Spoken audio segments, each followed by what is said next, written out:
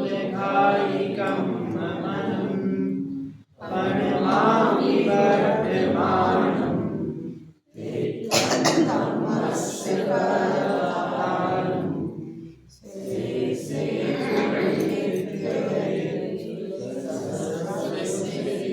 विशुद्ध सद्भावे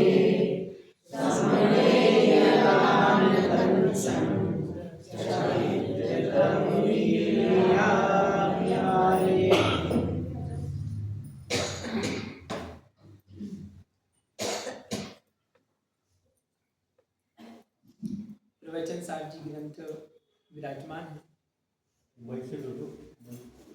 आवाज कम आ रही है।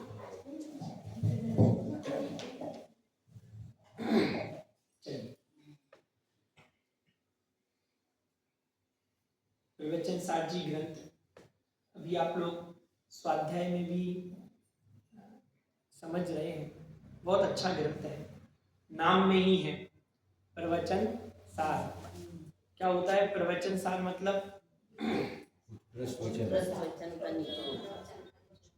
प्रवचन मतलब उत्कृष्ट वचन, और उस उत्कृष्ट वचन का भी सार।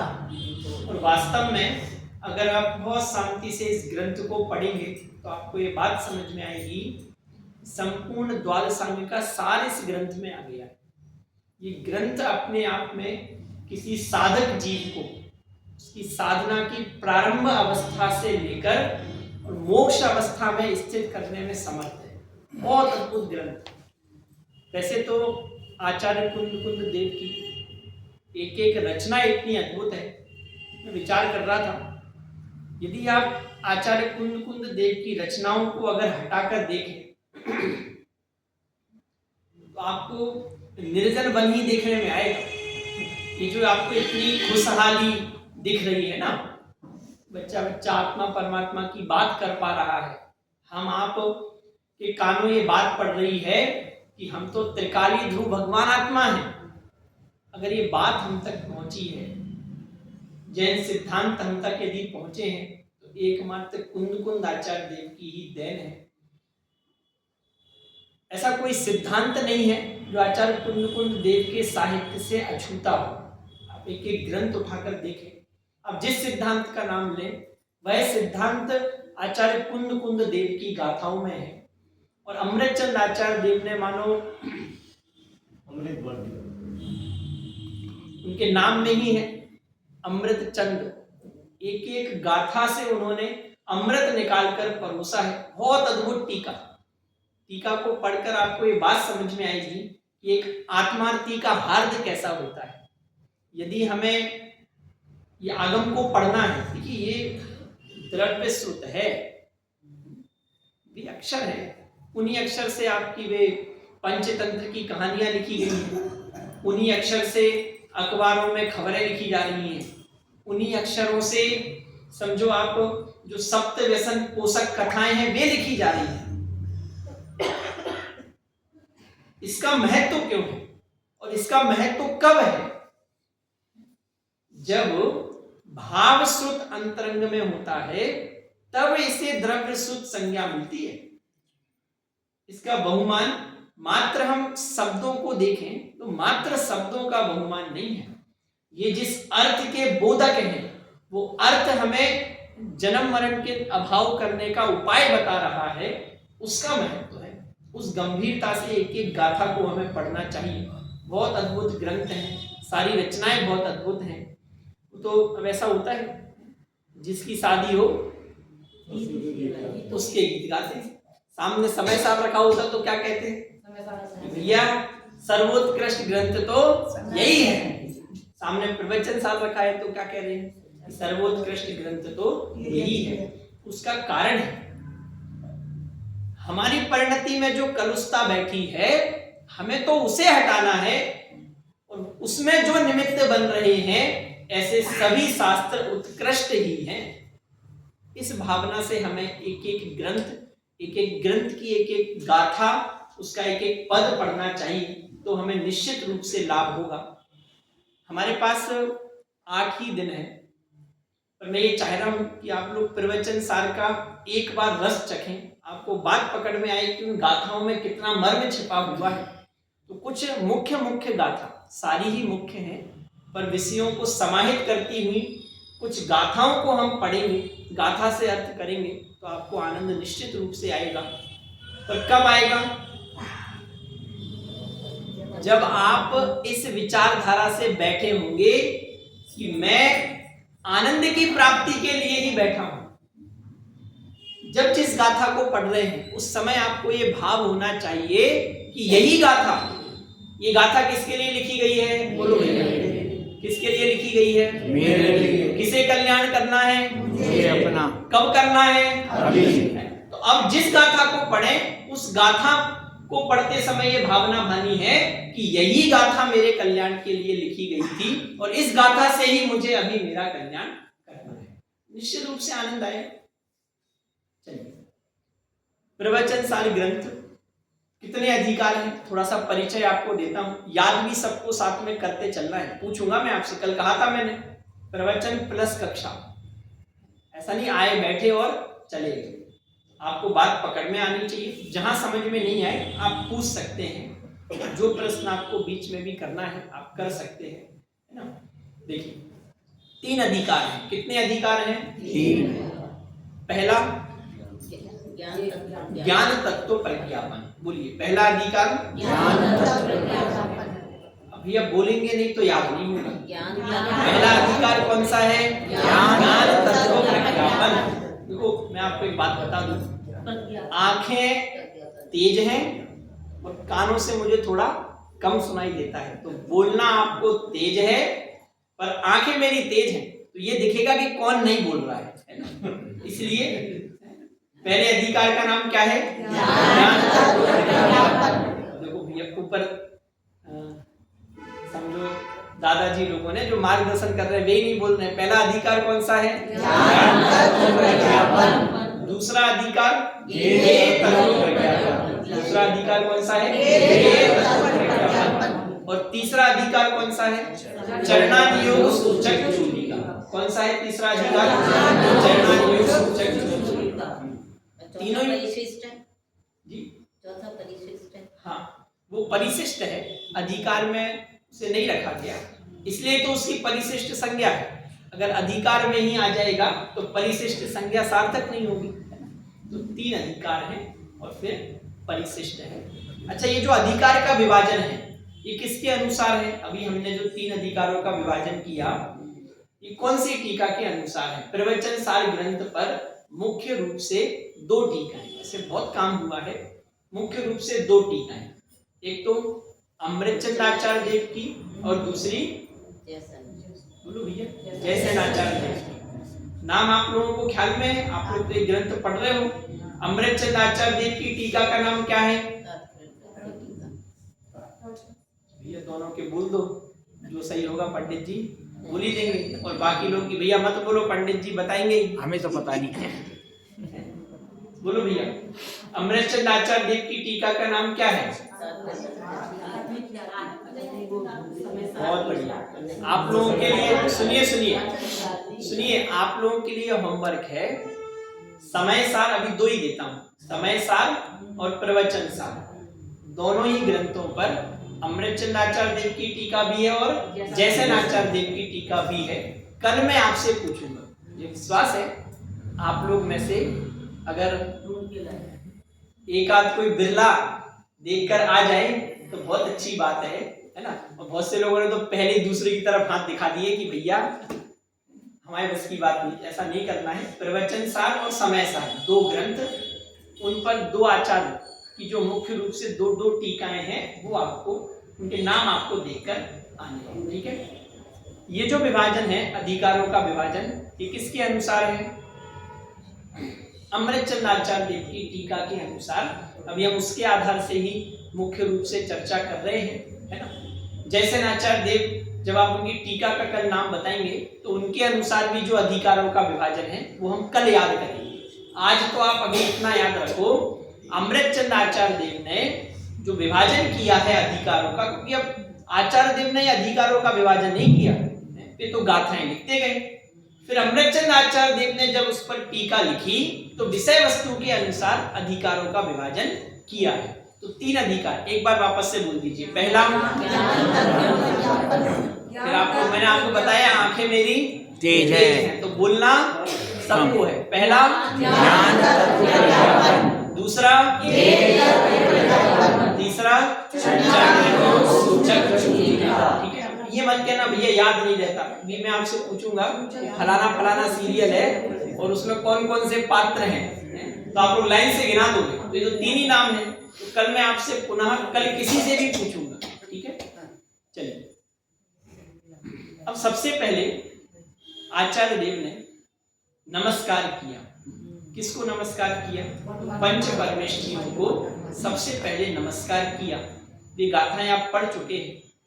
मुझे तो आपको 5वीं गाथा, अच्छा आप ये बताइए मंगलाचरण की कितनी गाथाएं हैं? आप लोगों को सामने दिख रही है ना, पहली, दूसरी और आगे 3। नीचे दिखा दो भैया। मंगलाचरण की कितनी गाथाएं हैं? 5 गाथाएं हैं। ऊपर की 4 गाथाओं में, कितनी गाथाओं में? 4 गाथाओं में उन्होंने व्यवहार से मंगलाचरण किया है और 5वीं गाथा में उन्होंने निश्चय से मंगलाचरण किया है। और 5वीं गाथा मानो संपूर्ण मोक्ष मार्ग उस एक गाथा में आ गई। 4 गाथाओं में व्यवहार से मंगल किया था, वहां उन 4 गाथाओं में वे सभी पंच परमेष्ठियों को एक साथ प्रत्येक को तेते सब्वे सबगम, गाथा देखो आप लोग गाथा। अच्छा ग्रंथ भैया कल से ये तो व्यवस्था हमने की है, अच्छी बात है, पर जितने लोग सामने ग्रंथ रख सकते हैं ग्रंथ ये तो रखना ही है ना। ग्रंथ हैं अपने पास, जितने सामने रख सकते वे तो रखें। ये व्यवस्था तो इसलिए है कि जिनके सामने ग्रंथ नहीं है वे भी देख सके, पढ़ सके।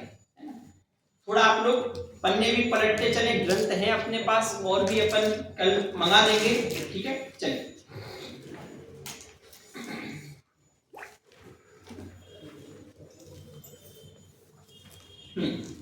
तो शुरुआत की 4 गाथाओं में, अच्छा आप लोग एक बार पद्यानुवाद पढ़ लीजिए तो आपको बात पकड़ में आएगी।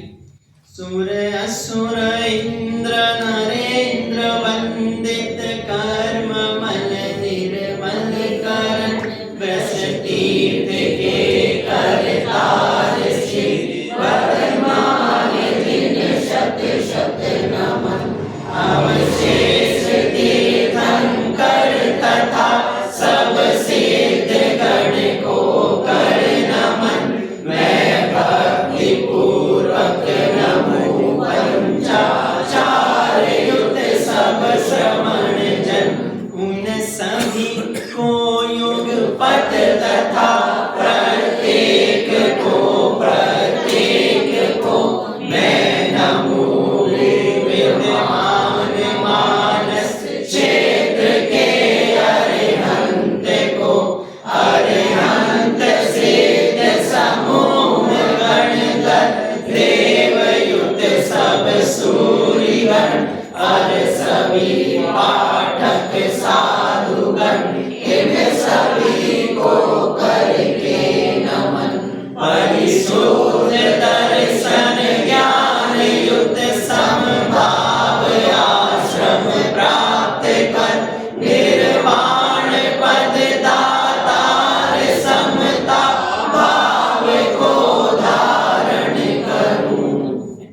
शुरुआत की 4 गाथाओं में उन्होंने व्यवहार से मंगलाचरण किया और फिर 5वीं गाथा में कह रहे हैं तेसिम विशुद्ध दंसन नाड़ पहाड़ा समम समासेज ओ संपयामि सम्मम जत्तो निर्वाण संपत्ति। कह रहे हैं उन सभी को नमस्कार करके जो विशुद्ध दर्शन ज्ञान प्रधान जो आश्रम है उसको प्राप्त करके उव संपयामि सम्मम, मैं साम्य भाव को प्राप्त करता हूं जत्तो निर्वाण संपत्ति, जिससे निर्वाण रूपी संपत्ति प्राप्त होने वाली है। और अद्भुत गाथा है। क्या कह रहे हैं उसके भाव को आप समझिए। जैसे आपने समय सार में प्रतिज्ञा। कौन सी गाथा में समय सार में आचार्य देव ने प्रतिज्ञा ली है? 5वें नंबर की गाथा में क्या कहा है? बोलो भैया, गाथा ख्याल में है? तमेयत्त विहत्तम दायेहम अपनो सविहतेन जदि दायज्य प्रमाणम चुग्येज्य छलम न घेतम। कि भैया उस एकत्व विभक्त भगवान आत्मा को मैं दिखाऊंगा। कैसे दिखाऊंगा? स्वानुभव से दिखाऊंगा। जो मैं दिखाना चाह रहा हूं उसे समझना, उसे प्रमाण करना, छल ग्रहण मत करना। यहां भी 5वीं नंबर की गाथा में ये मंगलाचरण की गाथा तो है ही, ये प्रतिज्ञा की गाथा भी है। सबसे पहले यहां मंगलाचरण कैसे हो रहा है? किसी को नमस्कार तो किया ही नहीं, यहां निश्चय से मंगलाचरण किया। मंगलाचरण हम क्यों करते हैं? मंगल की स्थापना हो सके। और वास्तव में मंगल क्या है? जो परिपूर्ण सुख की प्राप्ति कराए वही मंगल है। मलम गालयति और मंगम लायति। मलम गालयति जो मन को गलाए और मंगम लायति जो सुख को ले आए, उसे क्या कहते हैं? उसे मंगलाचरण कहते हैं। तो पहले व्यवहार से पंच परमेष्ठियों को नमस्कार किया कि वे पंच परमेष्ठी हमारे समस्त कर्मों का अभाव करने वाले हैं, मोह राग द्वेष आदि विकारी भावों का अभाव करने वाले हैं और हमें परिपूर्ण सुख को देने वाले हैं, इसलिए उनको नमस्कार। फिर 5वीं गाथा में तो अद्भुत कर दिया। वहां नमस्कार किसी को नहीं किया, लेकिन मंगलाचरण किया। कैसे मंगलाचरण किया? कह रहे हैं कि मैं, कौन कह रहा है? कुंद आचार्य देव स्वयं कह रहे हैं कि मैं दर्शन ज्ञान प्रधान आश्रम को प्राप्त होता हूं और मैं साम्य भाव को धारण करता हूं जिसका फल निर्वाण है। अब बोलो, इससे उत्कृष्ट मंगलाचरण और क्या होगा? वे स्वयं अपने में मंगल की स्थापना कर रहे हैं और कह रहे हैं ज्ञान दर्शन प्रधान आश्रम को प्राप्त करता हूं और साम्य भाव को प्राप्त करता हूं जिसका फल निर्माण है। ज्ञान दर्शन प्रधान आश्रम का भाव क्या है? कौन सा आश्रम है? अच्छा, हम किस आश्रम में हैं?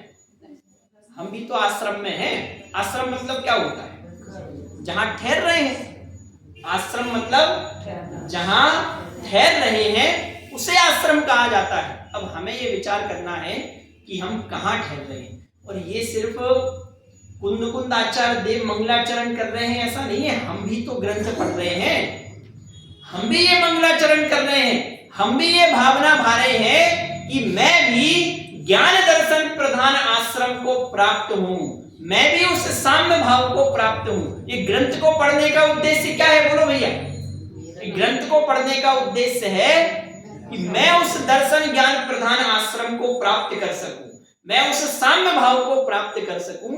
इस उद्देश्य से ये ग्रंथ लिखा गया है और इस उद्देश्य से ये ग्रंथ पढ़ना है। अब हम अभी किस आश्रम में हैं? आश्रम मतलब क्या होता है? आप लोग अच्छा भैया थोड़ा उत्तर देते चले, श्रोताओं का बहुत प्रभाव पड़ता है। तो आप लोग थोड़ा प्रसन्न होकर बैठे, समव शरण में आए हैं, आप ऐसे बैठे हैं, चल रहा है भैया, थोड़ा प्रसन्न होकर आपकी मुखाकृति आपकी विशुद्धि को बताना चाहिए कि हम तत्व को पीने की जिज्ञासा से आए हैं। तो थोड़ा प्रसन्न होकर सब बैठे, जो पूछा जा रहा है उसका उत्तर दे। अभी हम भी तो आश्रम में रह रहे हैं, किसी ना किसी आश्रम में। किस आश्रम में रह रहे हैं? जहाँ पंच इंद्रिय विषय भोग हैं, निरंतर कलुषता ही जहाँ प्रधान है। हमारे आश्रम में क्या प्रधान है? हम भी तो आश्रम में रह रहे हैं, पर हमने ज्ञान दर्शन को छोड़कर पंच इंद्रिय विषय भोगों को प्रधान कर रखा है। आश्रम में तो रह रहे हैं, क्रोध मान माया लोभ को प्रधान कर रखा है, हिंसा झूठ चोरी कुशील परिग्रह को प्रधान कर रखा है, सप्त व्यसनों को प्रदान कर रखा है, इसलिए परेशान। आश्रम संज्ञा बनी ही इसलिए थी कि जहां आपकी सारी थकावट दूर हो जाए। लेकिन वो सारी थकावट दूर होगी कब? जब वो आश्रम ज्ञान दर्शन प्रधान होगा। सम्यक दर्शन और सम्यक ज्ञान से युक्त यदि आश्रम होगा तो निश्चित रूप से शांति मिलेगी। पर अभी हमारा आश्रम कैसा है? मिथ्यात्व, क्रोध, मान, माया, लोभ, 5 पाप, 7 व्यसन, इनसे प्रधान है। हमें कभी विचार ही किया? अगर हम ठहरना चाहते भी हैं, सुखी होना चाहते भी हैं, तो भी हमारे चित्त में प्रधानता किसकी है? तो भी हमारे चित्त में प्रधानता पंचेंद्रिय विषय भोगों की ही है।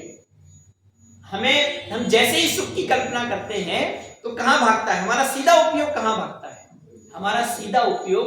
पर द्रव्य की ओर ही भागता है, जबकि वहां वास्तव में सुख है ही नहीं। अच्छा देखिए, थोड़ा हमें विचार करते हुए चलना है, सिर्फ हमें सुनना नहीं है। आपको वही बात भाषित हो रही है कि नहीं? जब मैं ये कह रहा हूं कि पंचेंद्रिय विषय भोग सुख को देने वाले नहीं है, तो आप सिर तो हिला रहे हैं, पर वैसा ही भाषित हो रहा है कि नहीं हो रहा है? भैया नहीं हो रहा है। अरे नहीं हो रहा है तो वैसा भाषण करना है। कल की बात ध्यान है कि भैया बात तो बहुत सही है, विचार करेंगे। अगर विचार करेंगे ऐसा सोच के सुन रहे हो, इसका मतलब उपेक्षा कर रहे हो। अरे अभी बात समझ में आ रही है कि नहीं? आ रही है। निर्णय करना है, पंचेंद्रिय विषय भोगों में सुख नहीं है, वहां मुझे शांति मिलने वाली नहीं है। मैं जब तक वहां आश्रम मानूंगा तब तक मैं निश्चित रूप से दुखी ही बना रहूंगा। इसलिए कुंद आचार्य देव सबसे पहले कह रहे हैं कि भैया क्या करना है? बोलो।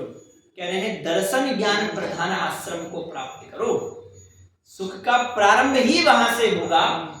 तुम सम्यक दर्शन और सम्यक ज्ञान में स्थिर होने का सबसे पहले विचार करो। पंचेंद्रिय विषय भोग, संसार, 5 पाप, 4 कसाए, इनमें जब तक लगे रहोगे तब तक शांति मिलने वाली नहीं है। तो दर्शन ज्ञान प्रधान आश्रम को प्राप्त करके उपसंपयामि सम्मम, उपसंपयामि प्राप्त करता हूं। किसको प्राप्त करता हूं? सम्मम, साम्य भाव को प्राप्त करता हूं। कैसा है वो साम्य भाव? जब तो निर्वाण संपत्ति, जिससे निर्वाण रूपी संपत्ति प्राप्त होने वाली है। अब जैसे ही सामने शिष्य बैठा था, उसने जैसे ही निर्वाण शब्द सुना, उसके कान खड़े हो गए। क्यों? बचपन से सुन रहा था भैया सुख कहाँ मिलेगा। बचपन था तब से सुन रहा था मुक्तिपुरी है मेरा धाम, मिलता जहां पूर्ण विश्राम। तो बचपन से सुन रहा था कि भैया अगर मुझे सुखी होना है तो कहां जाना है? मोक्ष जाना है। कहां जाना है? निर्वाण की प्राप्ति करना है। जैसे ही उसने सुना, आचार्य देव ने जब ये कहा कि मैं साम्य भाव को धारण करता हूं जिससे निर्वाण की प्राप्ति होगी, तो उसके कान खड़े हो गए कि भैया निर्वाण की प्राप्ति तो आवाज नहीं है, निर्वाण की प्राप्ति तो अरे उस शिष्य की बात नहीं चल रही है, हमारी बात चल रही है। निर्वाण की प्राप्ति तो मुझे भी करना है। हमारे कान खड़े हुए कि नहीं? आचार्य देव कह रहे हैं साम्य भाव को प्राप्त करूंगा। क्यों? उससे निर्वाण की प्राप्ति होगी। निर्वाण तो हमें भी चाहिए। उस शिष्य बहुत विनम्र भाव पूर्वक पूछ रहा है, महाराज ये जो आप साम्य भाव कह रहे हो ना, और कह रहे हो कि इससे निर्वाण की प्राप्ति होगी, ये साम्य भाव मुझे भी चाहिए। ऐसा साम्य भाव मुझे भी चाहिए। अभी वो शिष्य साम्य भाव नहीं जानता, उसने तो क्या सुन लिया? जब तो निर्वाण संपत्ति, कि उससे क्या मिलेगा? कि निर्वाण रूपी संपत्ति मिलेगी। तो वो शिष्य कह रहा है महाराज इस साम्य भाव क्या है? तो आगे गाथा में कहा चारित्तम खलु धम्मो, धम्मो जो सो समुत्ति निर्दिष्टो, मोह खोह विहीनो, परिणामो अपनो समो। गाथा नंबर 7 है भैया, निकाल ली? निकालो आप लोग वापस से। चारित्तम खलु धम्मो, धम्मो जो सो समुत्ति निर्दिष्टो, मोह खोह विहीनो, परिणामो अपनो समो। आचार्य देव ने कहा चारित्तम खलु धम्मो, धम्मो जो सो समुत्ति निर्दिष्टो, मोह खोह विहीनो। साम्य भाव क्या है? मोह और क्षोभ से रहित परिणाम ही परिणामों अपरणों हूँ सम। मोह और क्षोभ से रहित जो परिणाम है वही साम्य भाव है। अच्छा, समता से हम क्या समझते हैं आपको पता है?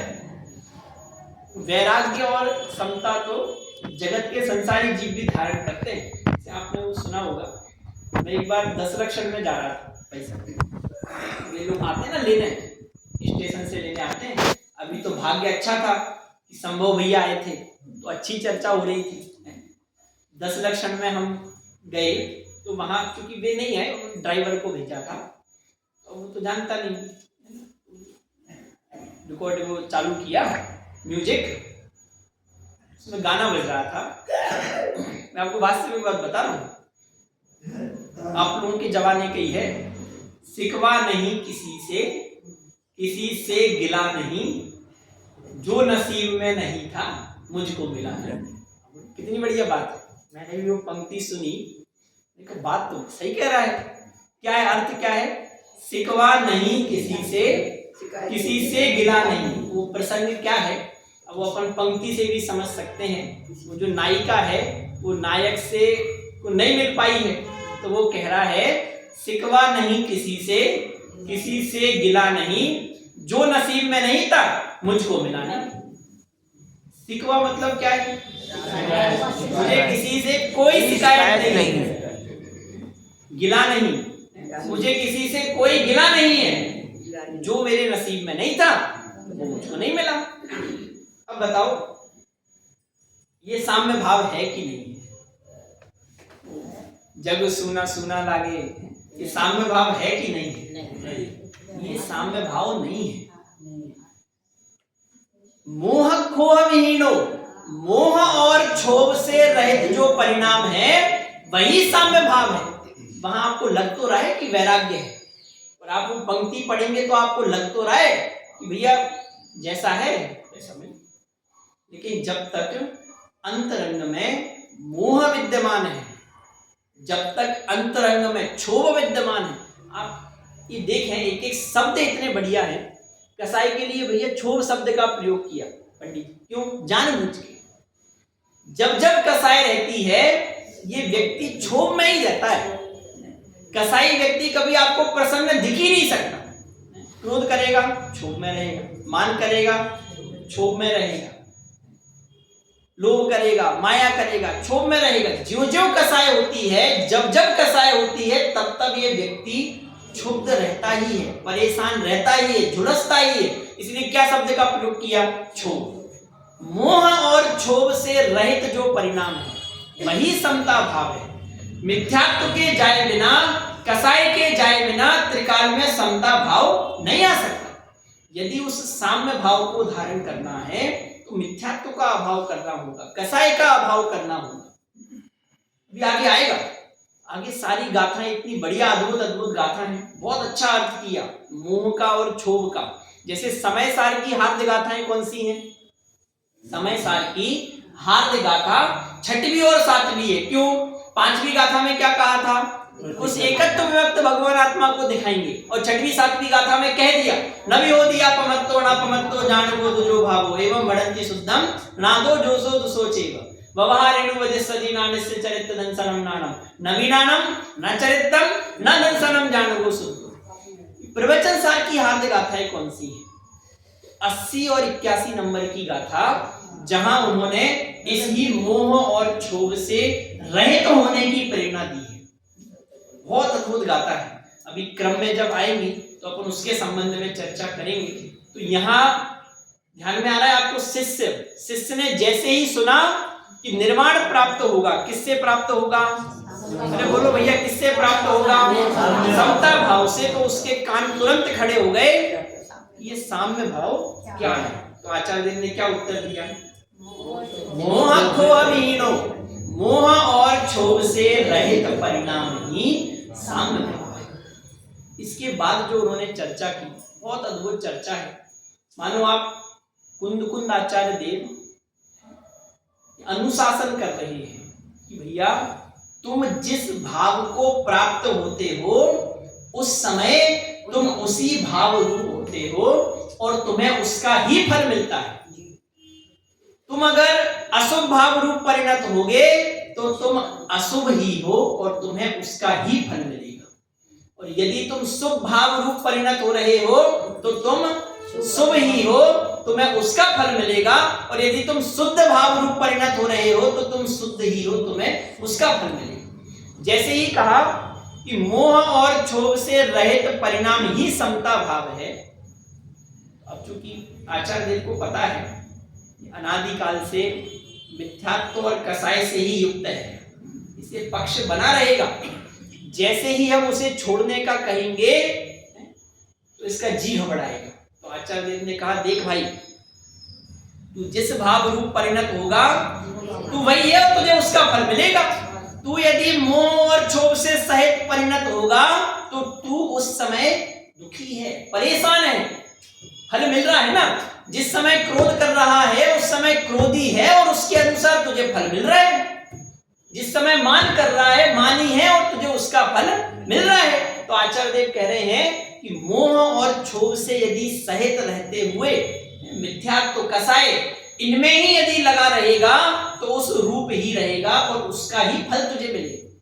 इसलिए आपसे बारंबार कहते हैं कि भैया जब स्वाध्याय करने आ रहे हो, जब मंदिर आ रहे हो, उस समय ये भावना भानी है कि मैं तो शुद्ध ही हूं। क्यों? क्योंकि मैं जिस समय अपने आप को शुद्ध अनुभव कर रहा हूं उस समय मैं शुद्ध हूं, और मैं शुद्धता को प्राप्त होऊंगा तो मुझे उसका ही फल मिलेगा। यहां आकर भी यदि हम कसायों में लगे रहें, पांच पाप में लगे रहें, विकथाएं करते रहें, अशुभ भाव रूप परिणत होगा तो अशुभ है, उसका फल मिलेगा। सीधा सा हिसाब है, बोलो जिन शासन का सीधा सा हिसाब है कि तू जिस समय जिस भाव रूप परिणत होगा तो उस समय वही है, तो परेशान होगा, दुखी होगा। आपको क्या लग रहा है व्यसनी जीव सुखी है? बोलो किस किस को ऐसा लग रहा है कि पाप करता हुआ व्यक्ति सुखी है? अच्छा, आप लोग खुद अपना अपना उदाहरण ले लो। जिस समय आप क्रोध कर रहे हो, ऐसा कौन व्यक्ति है कि क्रोध करते हुए वो सुखी है? ऐसा हो ही नहीं सकता। जिस समय तू कसाय कर रहा है उस समय तू उसी भाव रूप परिणत हो रहा है और तुझे उसका फल मिल रहा है। दुखी होगा, परेशान होगा कि भैया करें क्या, उपाय क्या है? कोई नया आया हो, आज ही आज स्वाध्याय में आया हो, कोई बातें सुने, सोचे भैया हमारी बस की बात तो नहीं है। ऐसा नहीं है, बहुत सरल है। आप जब व्यापार कर रहे हो तो हम व्यापार छोड़ने का नहीं कह रहे हैं, हम ये समझाना चाह रहे हैं तू व्यापार क्यों कर रहा है, अच्छा पहले ये विचार कर। तो ये जो भी कार्य कर रहा है, दादाजी इशारा कर रहे हैं कि भैया नोट के लिए, अरे नोट भी क्यों चाहिए? क्योंकि उसे लग रहा है कि पैसा होगा तो मैं सुखी हो जाऊंगा। चाह क्या रहा है वो? आप अपने अपने हृदय पर हाथ रख के आप विचार कर लेना। बोलो व्यापार करना किसको अच्छा लगता है? वो इसलिए कर रहे हैं कि उन्हें लग रहा है कि मैं इससे सुखी हो जाऊंगा। अरे बात समझ में आ रही है कि नहीं आ रही है? घूमने जा रहे हैं, पंचेंद्रिय विषय भोगों में झपट्टे मार रहे हैं। क्यों मार रहे हैं? क्योंकि उनको ये लग रहा है कि ऐसा करके मैं सुखी हो जाऊंगा। गलती नहीं है। क्या गलती नहीं है? भूले हैं। इसलिए अत्यंत करुणा पूर्वक आचार्य देवों की करुणा देखो, सबको भगवान देख रहे हैं, कह रहे हैं जो जहां जिस अवस्था में है सुखी हो सकता है, और वे अत्यंत करुणा पूर्वक कि भैया भूलेला भगवान है, अभी इस पर्याय में दुखी है पर ये सुखी हो सकता है। व्यापार कर रहा है तो क्या करे? क्यों कर रहा है? सुखी होने के लिए। लेकिन ये बात तो समझ में आनी चाहिए कि सुखी होऊंगा कब? कि भैया क्या करे, व्यापार छोड़ दे? व्यापार छोड़ने की नहीं कह रहे, तू व्यापार करता रहे, पर तुझे ये बात समझ में आनी चाहिए कि तू जिस भाव रूप परिणत होगा तू उस समय वही है और तुझे वही फल मिलेगा। अगर व्यापार करते हुए भी, अध्ययन करते हुए भी, अब बच्चे हैं जुड़े, जैसे ही सुन रहे हैं समझ रहे हैं, उन्हें क्या लग रहा है, अच्छा धर्म करना है तो पहले पढ़ाई लिखाई छोड़नी पड़ेगी, धर्म करना है तो पहले जॉब छोड़ो, धर्म करना है तो पहले व्यापार छोड़ो, धर्म करना है तो पहले अब इतनी बड़ी लिस्ट है। मैं पहले दिन भैया माफ करो, हमारे बस की बात नहीं। अरे भैया तू व्यापार मत छोड़, तू घूमना फिरना मत छोड़, पहले तू ये बात तो समझ कि धर्म है क्या। तू जिस भाव रूप परिणत होगा तुझे उसका फल मिलेगा, पहले ये बात समझ में आ रही है कि नहीं। तू व्यापार करते हुए यदि अशुभ भाव कर रहा है, अन्याय अनीति अवश्य कर रहा है, तो उस समय उस भाव को करने के कारण से उस रूप ही है और तुझे वेदना हो रही है कि नहीं। जिस समय तू व्यसन कर रहा है आकुलता हो रही है कि नहीं, निश्चित रूप से हो रही। मैं आपको ये बात बताऊं, ऐसा कोई पाप नहीं है जिसको करते हुए व्यक्ति दुखी ना हो। ये कैसी बात कर रहे हैं, हमारे पास तो सैकड़ों उदाहरण है कि अन्याय कर रहे हैं और खुश है, अन्याय कर रहे हैं धन संपत्ति बढ़ती जा रही है, अभक्ष्य भक्षण कर रहे हैं और दिन दुगनी रात चौगनी वृद्धि हो रही है। अरे भले आदमी, इतना हिसाब तो समझ में आना चाहिए कि वो जो तुम्हें दिन दुगनी और रात चौगनी वृद्धि दिख रही है ना, वो उन परिणामों का फल नहीं है। पहले तो ये नक्की कर। टोडरमल जी से पूछा गया कि भैया आप ये बताओ, धर्म करने का कह रहे हो जीजा जी, आप धर्म करने का कह रहे हो, हम धर्म कर रहे जहां कुछ मिल नहीं रहा और व्यापार में घाटे ही घाटा हो रहा, और वो भला आदमी देखो, उसने पिछले महीने कब मंदिर की शकल देखी होगी उसको भी नहीं पता। अरे वो देखने में आपको आ ही रहा है ना, सैकड़ों उदाहरण है। बाहर कौन जैन भगवान की आराधना में लगा है, किसको ये बातें समझ में आ रही है, किसको ये तत्व अच्छा लग रहा है, लेकिन संपत्ति बढ़ती जा रही है। ये जैन दर्शन का गणित हिसाब समझ में आना चाहिए कि वहां तुम्हें जो पंचेंद्रिय विषय भोगों की वृद्धि होते हुए दिख रही है वो अभी के परिणामों का फल नहीं है, वो पहले कभी कोई प्रशस्त परिणाम किए होंगे उनके फल में वो वृद्धि होते हुए दिख रही है।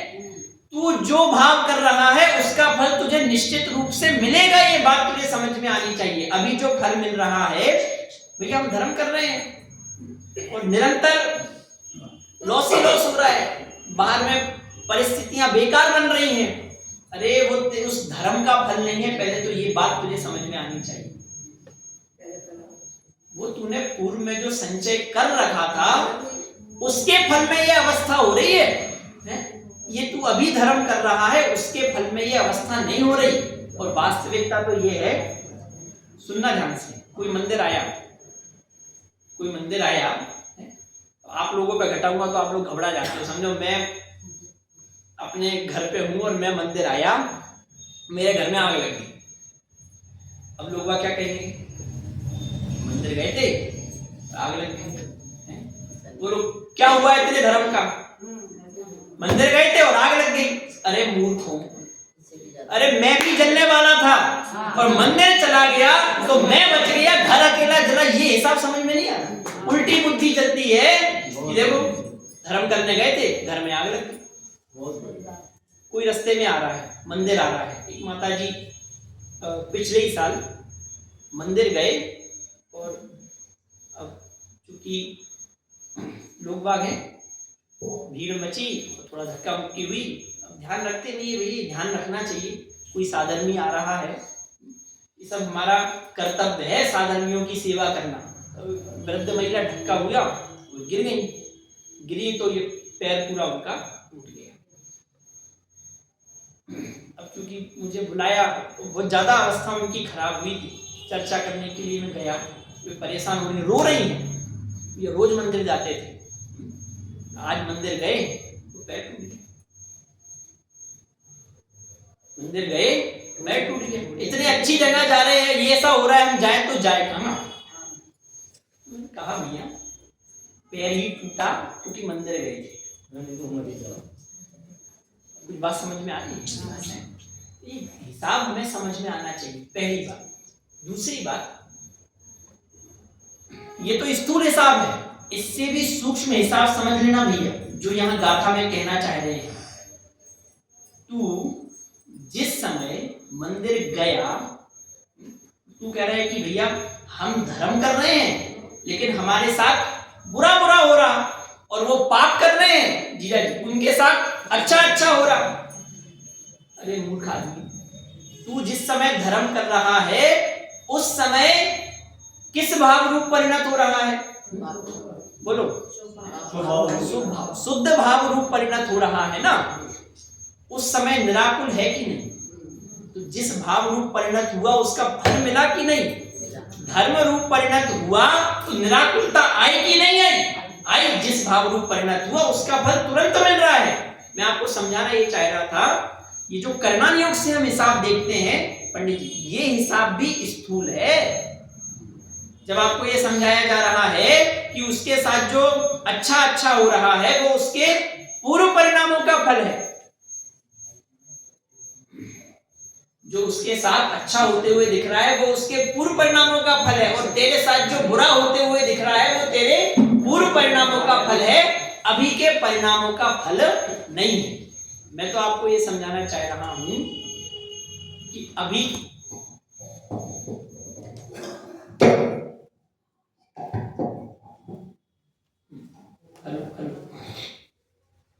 मैं तो आपको ये समझाना चाह रहा हूं कि वो सब छोड़ो, जो फल मिल रहा है इसको आप बाहर में फल कह रहे हो। आप ये बताओ, जिस समय जो भाव कर रहे हो उसका फल आपको तुरंत मिल रहा है। एक उदाहरण मैं आपको देता हूं, उससे आपको बात समझ में आएगी मैं क्या कहना चाहता हूं। निर्ग्रंथ मुनिराज है, पूछूंगा मैं आपसे, भैया पीछे, निर्ग्रंथ मुनिराज हैं और ध्यान में लीन है। उनके सर पर जलती हुई सिगड़ी रख दी। मेरा आपसे ये प्रश्न है, वो जो सर पर जलती हुई सिगड़ी रखी गई है वो किस कर्म के उदय में है? पुण्य के उदय में है कि पाप के उदय में? पुण्य के। मोक्ष की पगड़ी रखी थी उन्होंने। अभी तो मैं आपसे जो प्रश्न पूछ रहा हूँ उसका सीधा सीधा उत्तर आपसे चाहिए। पुण्य का उदय है कि पाप का उदय? पुण्य का। भैया पुण्य का। अब वो आप लोग, हम लोग क्या ऐसा करते थे संभव भैया बचपन में कि वो एक साथ बोल दो तो बच जाते हैं। बचपन में हम लोग ऐसे ही करते थे। प्रश्न पूछा मास्टर साहब ने, अब क्या करूं? हाथ खड़ा अगर कर दिया गलती से बच जाएंगे। एक साथ में गोली दे दो। बोलो भैया पुण्य का उदय है ऐसा कौन कौन कह रहे हैं? अब हाथ उठा नहीं है, मैंने आपको बताया आंखें तेज है, सब स्कैन कर लिया मैंने किस किस ने हाथ उठाए थे। आप लोग सोचो कि भ्रम में हो। पाप का उदय है ऐसा कौन कौन कह रहे हैं? अब ये 5-6 लोग हैं जिनके किसी में भी हाथ नहीं उठे। मैं व्यक्तिगत पूछूंगा फिर। मैंने आपको बताया था वैसे मैं बिल्कुल शांत देखता हूं, प्रवचन में घातक, इसलिए वापस से पाप का उदय है ऐसा कौन कौन कह रहे हैं? और पुण्य का उदय है ऐसा कौन कौन कह रहे हैं? पीछे भैया तीनों, 2 दीदी ने और यहाँ भाभी ने हाथ नहीं उठाया। पुण्य का उदय है पाप का उदय है? बोलो भैया। पाप का उदय। अरे पाप का ही उदय है भैया, कैसी बात कर रहे हैं? मुनिराज के पाप का उदय क्यों? पाप का उदय कह दिया तो उससे मुनिराज की प्रतिष्ठा घट गई। अरे उदय उदय में है, चाहे पुण्य का हो चाहे पाप का हो, उससे मुनिराज की प्रतिष्ठा का कोई संबंध नहीं है। पाप का परिणाम नहीं है। हाँ, उदय किसका है? अरे उदय पाप का ही है। पाप के उदय में तो सिगड़ी रखी गई है, पुण्य के उदय में थोड़ी ना रखी जाएगी। पाप के उदय में सिगड़ी रखी गई। अब आगे सुनना ध्यान से। वे कर क्या रहे हैं? वे कर क्या रहे हैं? ध्यान। आत्म ध्यान में लीन है। और फल क्या मिल रहा? जिससे पूछूं उससे।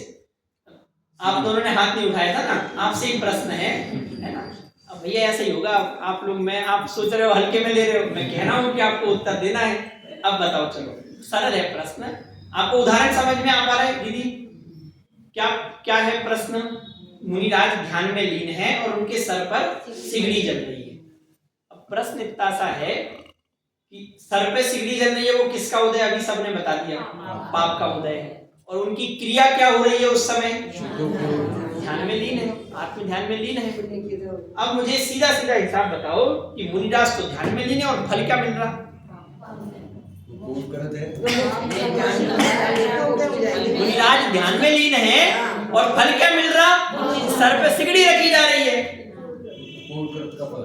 तो क्या कहा जाएगा कि भैया वो जो सर पे सिगड़ी रखी जा रही है वो उनके वर्तमान परिणामों का फल नहीं है, पूर्व में जो किया था उसके फल में उनके साथ वैसी परिस्थिति बन रही है।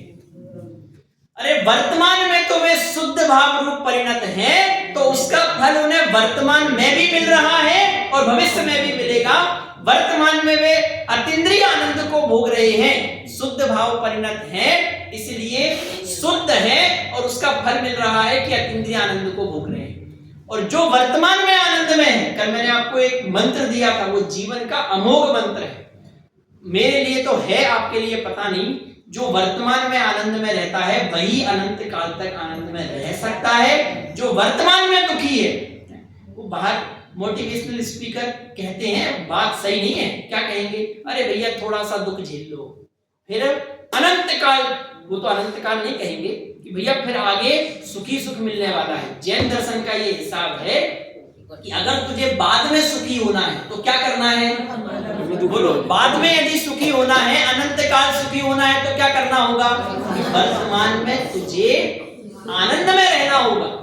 और वो कब रहेगा, जब तक शुद्ध भाव रूप परिणत नहीं होगा तब तक आनंद में नहीं रहेगा। इसलिए कहा गया कि मोह और क्षोभ से रहित परिणाम वो साम्य भाव है और उस साम्य भाव को धारण करना है। क्यों?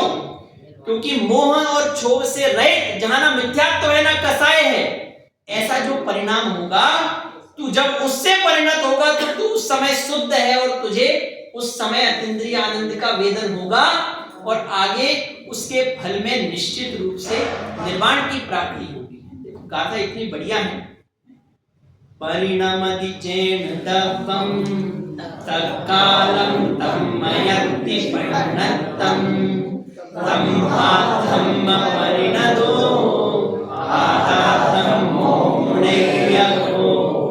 जिस भाव रूप परिणत होगा, पद्यानुवाद पढ़ो तो आपको अर्थ ख्याल में आएगा।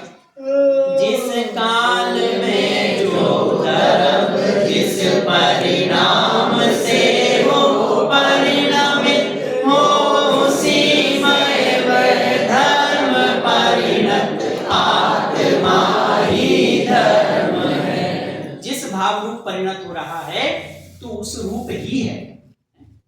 अब क्या करना है, व्यापार छोड़ना नहीं है, वो चल रहा है, व्यापार व्यापार में चल रहा है। तुझे जैसे मिथ्यात्व छूटे, जैसे कसाय छूटे, वैसा उद्यम करना है। जॉब नहीं छोड़ना है, पढ़ाई लिखाई नहीं छोड़नी है। अनप्रैक्टिकल क्यों लग रहा है, अब भैया धर्म करना है, मोह और क्षोभ को छोड़ना है, पहले पढ़ाई छोड़। एक बात गांठ बांध लेना, व्यापार और अच्छे से होगा,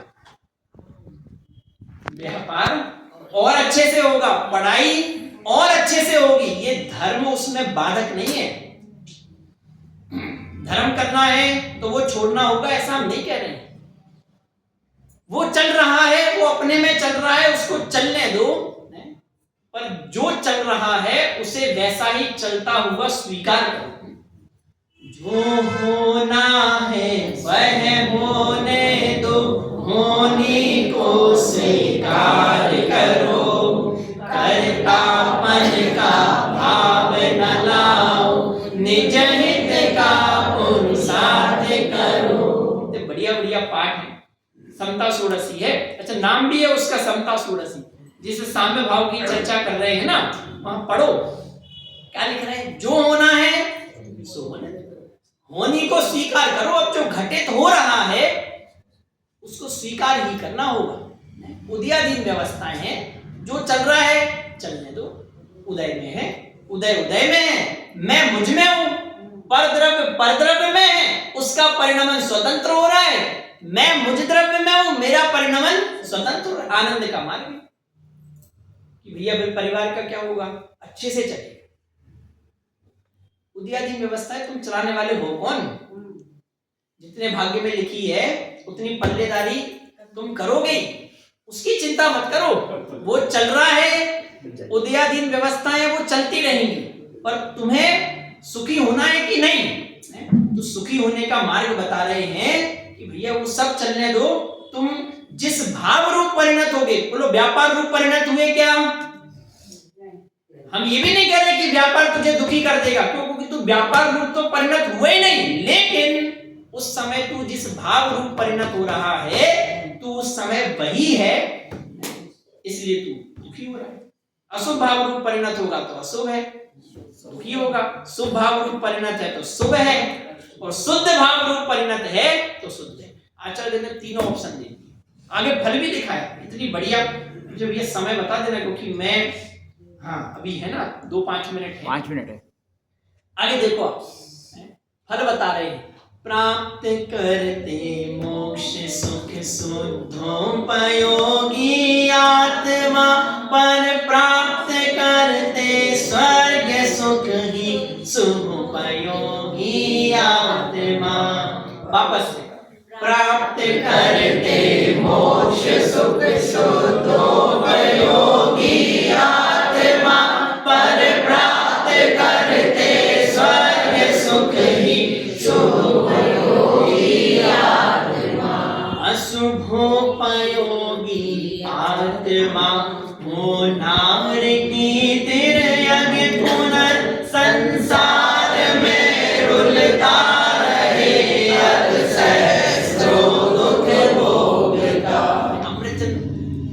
कुंद आचार्य देव ने पूरा मार्ग सामने रख दिया। लो भैया, तुम्हारे हाथ में है, सीधा हिसाब बता दिया।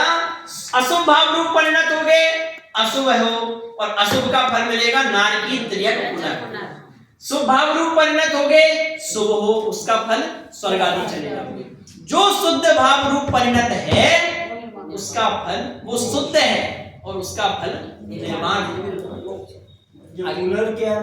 पुनर वो मनुष्य, तू मनुष्य, वो मनुष्य जो है वो भूमि के, वो भूमि कुभूमि है। ये बात पकड़ में आ रही है कि नहीं?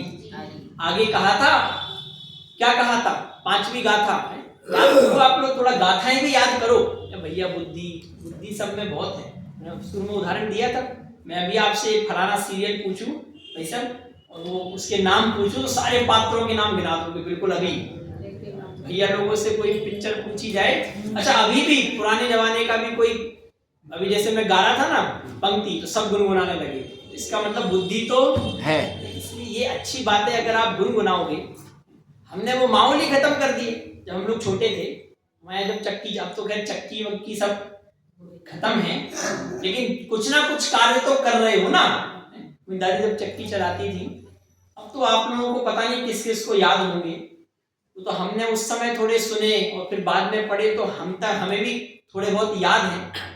बड़ा समाधि मरण पाठ, नैन सुखदास जी की 12 भावना, अब तो हम आपके पढ़ने में ही नहीं आ रही है। इतनी अद्भुत धरोहर है। राजुल का 12 मासा पढ़ते जाते थे और गुनगुनाते थे। यहाँ काम चल रहा है, हमें अब लगेगा ही धर्म और वो बाधक लगेंगे, क्योंकि हम दो जीवन जीना चाह रहे हैं। अरे भोजन बना रहे हो, भोजन में बन रहा है, तुम कर क्या रहे हो? उसकी योग्यता से बन रहा है, उसको बनने दो। अपना आनंद क्यों कम करना है? अपना उपयोग क्यों खराब करना है? अच्छी चीजें गुनगुनाओ, अच्छे विचार करो, जिस भाव रूप परिणत होगे वैसा फल मिलेगा। देखो 6वीं गाथा क्या कह रहे हैं? देशम विशुद्ध दंसन। गाथा निकालो भैया, गाथा पढ़ेंगे। 6वीं नंबर की गाथा बस पूर्ण कर रहा हूं। देशम विशुद्ध दंसन नाण पहाड़ा समम सेज उब संपयामि सम्मम जत्तो निब्बाण संपत्ति। पद्यानुवाद पढ़िए। परिशुद्ध दर्शन ज्ञान युत संभाव आश्रम प्राप्त कर निर्वाण पद दातार समता भाव को धारण करूं। बोलो किस उद्देश्य से पढ़ना है ग्रंथ? अरे बोलो भैया। समता भाव को धारण करके निर्माण की प्राप्ति। दर्शन ज्ञान प्रधान आश्रम को प्राप्त करते हुए साम्य भाव को प्राप्त करना है, जिसके फल में क्या मिलता है? निर्वाण। उसका हिसाब उन्होंने अभी दिया। वो चुनिंदा गाथा मैंने आपको बताई। वापस से प्रश्न पूछा, जैसे ही सुना ये निर्वाण मिलेगा, कान खड़े हो गए कि महाराज निर्वाण तो हमें भी चाहिए। बचपन में हमने भी सुना कहा जाता था कि अगर सुखी होना है तो कहाँ जाना है? मोक्ष। भैया परिपूर्ण सुख कहाँ मिलेगा? मोक्ष। जैसे ही सुना निर्वाण, महाराज हमें भी चाहिए, तो क्या कहा? वो निर्वाण कैसे मिलेगा? साम्य भाव को धारण। कैसा है वो साम्य भाव? अरे बोलो, मोह मोह विहीनो। साम्य भाव कैसा है? मोह मोह विहीनो परिणामो अपनो हुसमो। साम्य भाव क्या है? मोह और क्षोभ से रहित परिणाम ही साम्य भाव है। अभी भी वो डगमगाए नहीं, तो उसको कहा, देख साम्य भाव पूछा था, साम्य भाव बताया। अब महाराज बहुत कठिन है, बस की बात नहीं है। अरे जिस भाव रूप परिणत हो रहा है वैसा फल मिलेगा, फिर मत कहना मोक्ष चाहिए था। साम्य भाव रूप परिणत होगा, शुद्ध भाव रूप परिणत होगा तो ही मोक्ष मिलेगा। ये शुभ अशुभ में लगा रहेगा तो यही गर्त में जाएगा। मोक्ष चाहिए साम्य भाव। फिर आगे जाके उन्होंने एक एक गाथा में मर्म खोला, साम्य भाव क्या है, शुद्धोपयोग का वर्णन किया, शुद्धोपयोग के फल में मिलने वाले अनंत ज्ञान, अनंत सुख का वर्णन किया। एक एक गाथा, शुद्धोपयोगी जीव के है अनुपम आत्मोत्थ सुख है, अनंत अतिशयवंत विषयातीत अवचिन्न है। शुद्धोपयोगी जीव ऐसे परिपूर्ण अविच्छिन्न सुख की प्राप्ति करता है, वैसा ही सुख मुझे प्राप्त करना है। इस उद्देश्य से ये ग्रंथ पढ़ें तो निश्चित रूप से हम भी उस ज्ञान दर्शन प्रधान आश्रम को प्राप्त होंगे, उस साम्य भाव को प्राप्त होंगे। सम्यक दर्शन, सम्यक ज्ञान, सम्यक चारित्र को अंगीकार करके अपना कल्याण करेंगे, अभी कर रहे हैं, है ना। मैं मोक्ष का अधिकारी कब हूँ? अभी हूँ। मैं सुखी कब हो सकता हूँ? अभी हो सकता हूँ। ये अनुष्ठान किसके लिए है? किसका कल्याण करना है? कब करना है? इस भावना से हम हर अनुष्ठान में जुड़े, इस मंगल भावना से।